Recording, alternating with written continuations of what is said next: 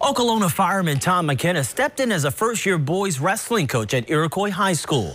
He'll be the first to tell you from day one there was a kid he knew would be special.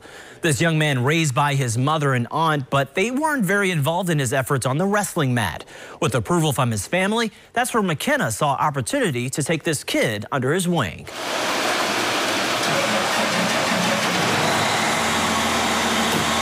For Tom McKenna, saving lives comes second nature as a fireman. But in this case, changing lives has had the biggest impact.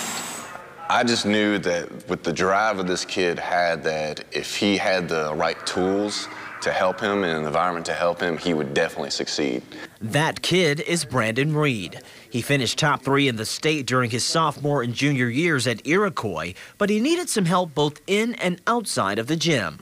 I call him Coach McKenna. I never call him Tom. For some reason, it's always weird to me, but I call him Coach McKenna. Coach McKenna inspires many young wrestlers to work hard through difficult situations. Prior to Reed's senior year, McKenna moved to Spencer County to continue coaching and offered Reed an opportunity that would change both of their lives. Actually, at the same time that I took, Brandon started living with me, I had my first child. So it was like taking 2 kids in at the same time. I had a 17-year-old, and then I had a newborn. But there was an issue. Reed was not allowed to wrestle at Spencer County High School because of state school transfer rules for athletes. No, it sucked. It was really bad, to be honest.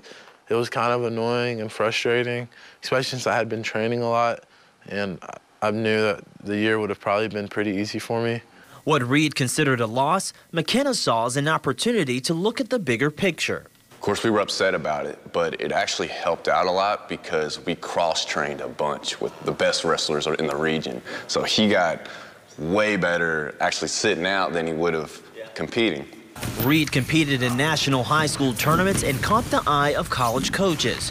He ended up earning a full-ride wrestling scholarship to Lindsey Wilson College in Columbia, Kentucky, where he is now a sophomore. I could barely relate to any of accomplishment that I've had that's been on that level.